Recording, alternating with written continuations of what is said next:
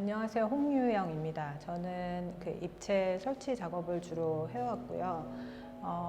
작품 내용은 보통 이제 도시 공간이나 어떤 장소에 관한 어떤 주제로 작업을 꾸준히 해왔고, 최근에 많이 다니면서 이제 주변 주민들과 이제 접촉을 하다 보니까 조금 그 건축물 겉으로 이제 표출이 됐던 어떤 분위기라든지 그런 외적인 부분 외로 어떤 대화를 통해서 제가 좀 다르게 느꼈던 부분들이 좀 있었고, 이제 그런 부분들을 이제 정릉 삼동 그 장소가 가지고 있는 특수한 어떤 특징과 연결을 시켜가지고 조금 새롭게 접근을 하게 되었습니다. 사실 우리가 어떤 공간을 생각을 한다면, 특히 이제 도시 공간을 생각을 한다면 항상 그 도시 공간이라는 거는 환경 설정에서 벗어날 수가 없어요. 왜냐하면 그 공간 자체는 인간이 만든 공간이기 때문에 그 어떤 질서라든지 규칙이라든지 그런 것을 새롭게 계속 그러니까 적용을 하면서 뭔가 새롭게 그 기존 공간을 계속 바꿔가는 어떤 그런 과정에 있는 그런 것이기 때문에 환경 설정이라는 것은 공간과 굉장히 밀접한 관계가 있다. 이제 그렇게 보고 있습니다. 네. 네, 그래서 이제 첫 번째는 이제 작품 관련해서는 이제 정릉동의 조금 다른 면들을 이번 기회에 조금 접할 수가 있었고, 그것을 이제 작품으로 조금 발전을 시킬 수 있었고, 다른 하나는 제가 사실 여기 성목동에 오래 살았었는데 또 이제 작품 하느라고 또 왔다 갔다 하면서 또 이 공간, 이 장소가 그동안 또 바뀌었던 점들을 또 와가지고 또 면밀히 볼 수가 있어서 그런 점들이 또 좋았고, 또 여기 황혜사님 비롯해서 여러 분들의 아주 많은 지원이 있어서 그런 분들이 되게 그런 부분들이 되게 감사하게 생각합니다.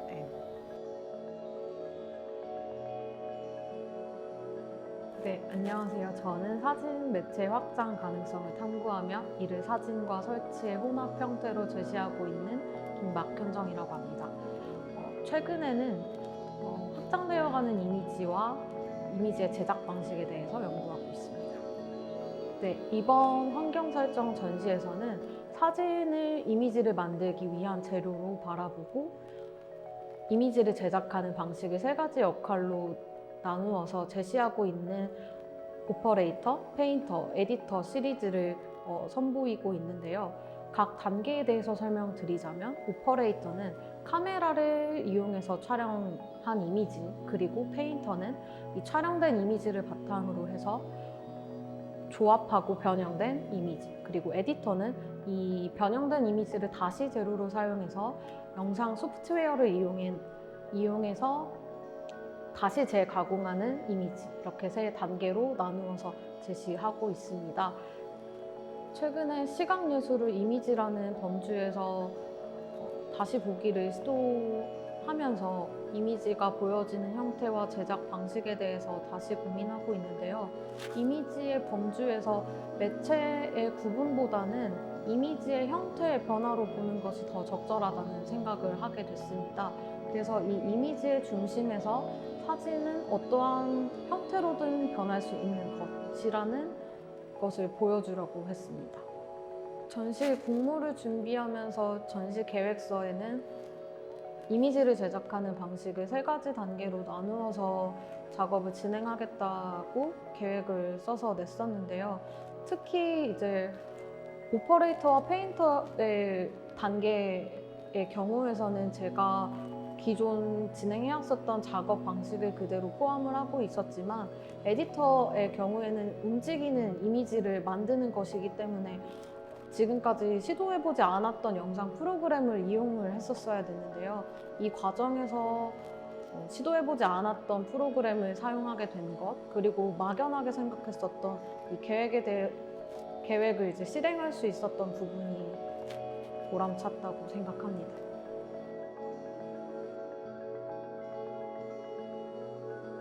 네, 저는 대학원을 다니면서 글을 쓰고 전시에 관련된 일을 하고 있는 문어미 김태희라고 합니다.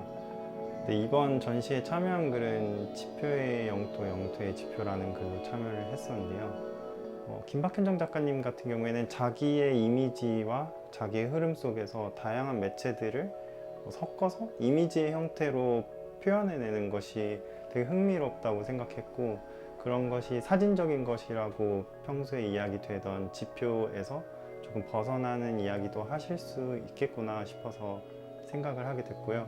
이제 홍유영 작가님 같은 경우에는 리서치하는 장소에서 아이가 하는 공룡 이야기를 듣고 장소의 그런 속성을 반영할 수 있겠다 하는 생각을 착안하셔서 작업을 하신 거에서 이분도 어떤 자기의 맥락에서 벗어나는 새로운 시도를 하시고 있구나 라고 생각을 해서 이 두 분을 묶어서 한번 글을 써보려고 했습니다. 전시를 보시면 아시겠지만 높낮이를 굉장히 다양하게 잡으셔가지고 시선이 이동하는 방향이 되게 재밌어요.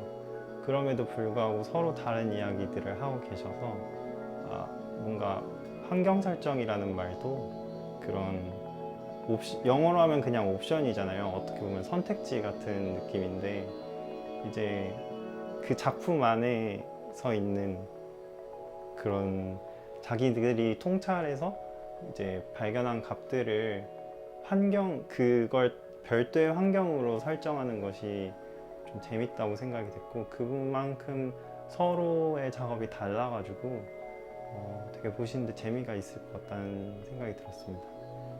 네, 저는 사실 이제 비평 이외에도 뭐 워크샵에서 보조 요원으로 일하거나 뭐 여러 가지 미술계에서 보이지 않는 영역들을 이렇게 일을 하고 있었는데, 이번 기회를 통해서 전시 디스플레이 같은 것도 이제 작가님이나 큐레이터님과 이야기하면서 좀 직접적으로 반영된 부분도 있었고, 저도 이제 개인적인 작업물로 참여를 하게 돼가지고 하면서 좀 오랫동안 코로나나 여러 가지로 경색되어 있는 그런 상황 속에서 뭔가 준비 운동을 하는 듯한 느낌이 들어서 되게 편안한 분위기에서 잘 준비할 수 있었던 것 같습니다.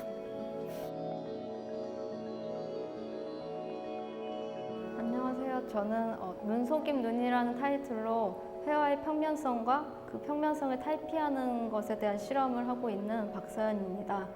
저는 작업 소스를 추리소설, 추리 영화 등에서 이제 착안을 하는데요. 그 속을 보면 약간 뭔가를 찾으려는 탐정과 그리고 쫓고 쫓기는 사람들, 캐릭터, 상황들이 존재를 합니다.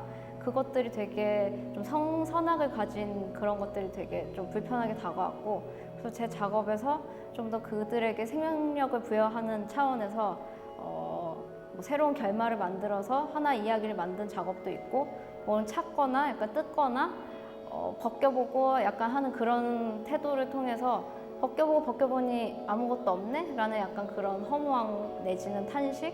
그런 좀 자조적인 태도를 좀 보여주고 싶었고요. 그거 자체가 제가 생각하는 세상에 대한 그런 단면이라고 생각을 합니다.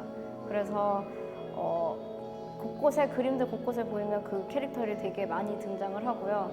어쨌든 보시면서 되게 재미있게 그 캐릭터들이 무엇을 하고 있는지를 위주로 재미있게 봐주셨으면 좋겠다는 생각에서 이렇게 하나의 이야기를 만들어서 그림을 그려나가고 있습니다. 네. 저는 평면과 입체에 관해서 좀 고민이 많은데, 그것을 이제 표현하기에 앞서서 약간 평면이라고 보기도 어렵고 입체로도 보기 어려운 팝업북이라는 형식에서 좀 착안을 했어요. 평면이라고 설정한 그 환경에 영상, 시공간성을 부여한 영상이라는 매체를 조금 변수를 더 줘서 평면도 하고 영상도 하는 약간 그렇게 환경을 제가 조작을 해서 여러 가지를 보여주는 측면에서 환경 설정이라는 그 타이틀이 좀 그림에도 좀 맞는 것 같다고 생각을 합니다.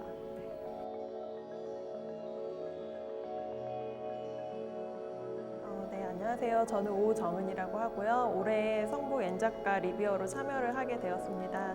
제가 미술 이론을 전공을 하고 미술 비평 쪽, 그중에서 좀 동시대 미술에 대해서 전반적으로 글을 쓰고, 사실 제도 비평 쪽에도 관심이 있어서 같이 겸하고 있습니다. 저는 이번에 2편의 글을 썼는데요.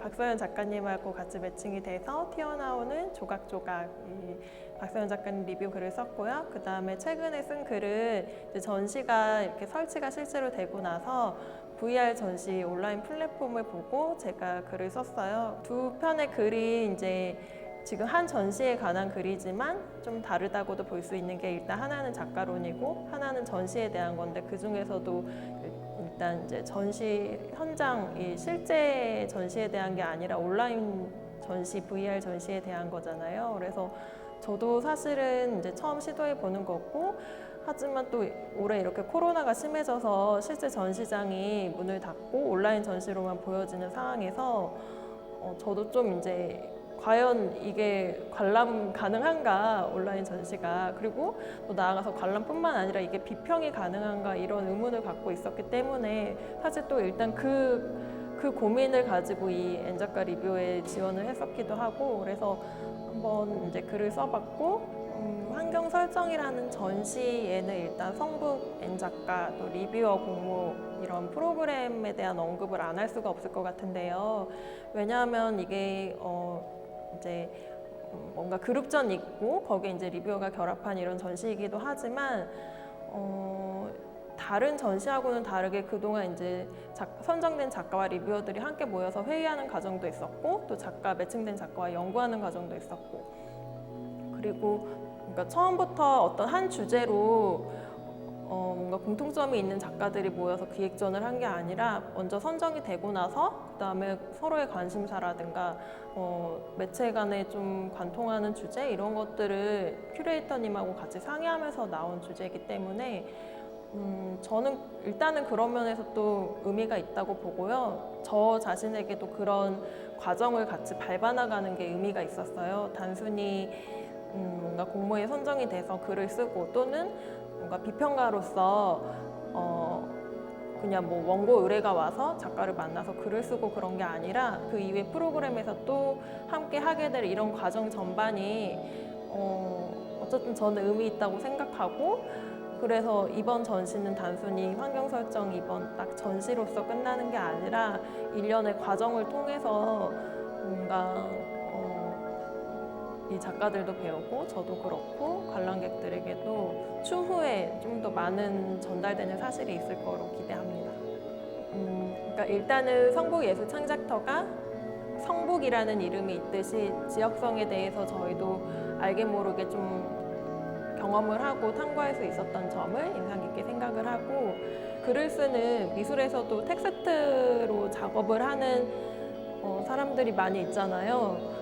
뭐 저도 그렇고 많이 있는데, 보통은 이런 기관에서 지원을 할 때 전시장, 그러니까 어떤 갤러리 장소를 지원한다든가 그런 식으로 보통은 이제 작가들에게는 많은 지원을 하지만 미술 이론 쪽, 뭔가 미술 비평 쪽에는 별로 지원을 하지 않아요. 그래서 심진 비평가로서는 본인이 좀 이제 어떤 비평가의 입지를 쌓기 위해서 그 전에 밟아나가야 하는 그런 단계가 좀 어려운데, 저는 이번에 그래서 리뷰어 공모가 올해 처음 생겼다는 것이 너무 뜻깊게 생각을 하고, 그 이후에 같이 회의를 하면서도 전시 기획자 그리고 비평가 그리고 작가님들 이렇게 같이 이야기하는 과정에서 서로 비슷하면서도 다른 언어를 사용해서 하나의 어떤 이런 전시 같은 이런 과정이 나온 게 저는 너무 재밌었거든요. 그리고 이런 것이 실제 작가들한테도 많이 도움이 되고,